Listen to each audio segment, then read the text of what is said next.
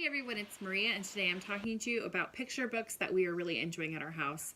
I have a 9-year-old, a 7-year-old, and a 3-year-old, and we don't always agree on a lot of things. But the one thing we can do when we're having a bad day is sit down, cuddle, and read a fun picture book. These are some of the ones lately that we've really just loved.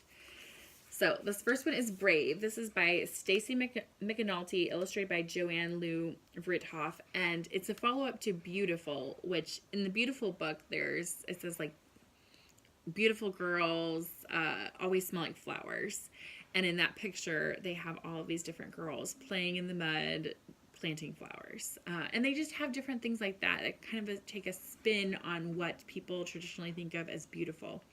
In Brave, it's very similar, and it's not just girls in Brave. So they are girls, boys of different abilities and different colors, and I just really appreciate that. Everybody looks different in this book, whether it's standing up to a bully or trying something new in front of other people or working hard on something. It just is a really kind of inspirational book, and I loved it. Next up is Tea for Ruby. This is actually written by Sarah Ferguson, the Duchess of York, and it is illustrated by Robin Price Glasser, who does the Fancy Dancy books, which is a big hit with my 3-year-old. Tea for Ruby. Ruby is invited for tea with the queen, and she goes around telling everybody in the most impolite of ways. And so throughout the book, they're explaining to her how to have better manners. My boys like this because it helps my 3-year-old not be a jerk to everybody. Because she remembers that you're supposed to have good manners. So whether your grandma is actually the queen, like the Duchess of York's daughters, or not, I think it's a really fun one to teach manners, and it's just got great illustrations. Everybody also loves kids who misbehave. Next up is Esther the Wonder Pig. This is actually based on a true story. You can find an adult version of the book as well, but I was excited when I saw the picture book come out because I knew my daughter was going to love it.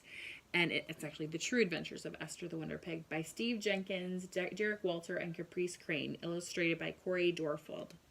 And Esther the Wonder Pig, Esther was supposed to be a miniature pig, except she wasn't miniature. She kept growing and growing into a 650-pound pig, and that doesn't make quite the same house pet that you would have expected a miniature pig to make. So it's kind of about some of her crazy chaos that she brings to her family and how her 2 dads really still love her. So it's a great way to even look at diverse families, but everybody loves naughty pigs again.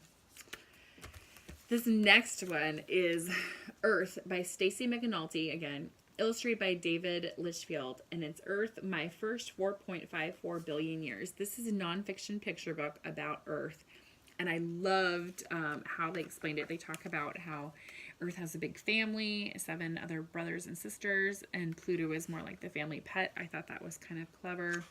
There's how long it takes for him to do spinning, and how the moon and the earth are best friends and they time each other. And I thought it was a really clever way to present earth science to a small child. This next one has us rolling a lot, and it's The Legend of Rock, Paper, Scissors by the author of The Day the Crayons Quit by Drew Daywalt. Pictures by Adam Rex. And we love rock, paper, scissors at our house. It's how my husband and I figured out where to go on our honeymoon. So we're big fans. We also do rock, paper, scissors, lizard, Spock sometimes. But this book, rock, paper, and scissors are 3 great heroes and warriors, except nobody can defeat them. And so they're kind of bored.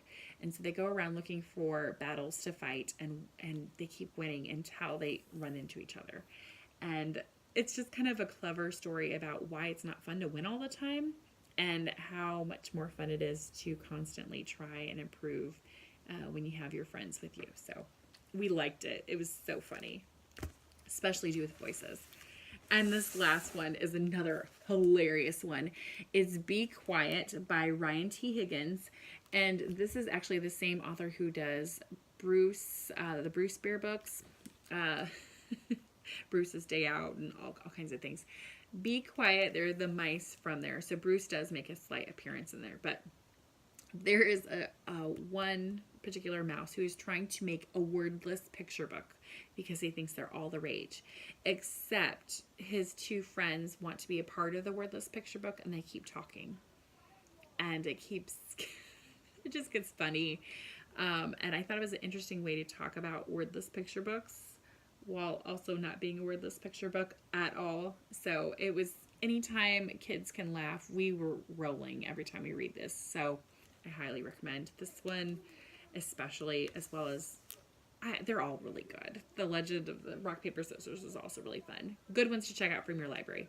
So if you have any great picture books that are especially hilarious, put them in the comments below, because I know everybody always likes recommendations on that, especially me. So talk to you all later. Bye.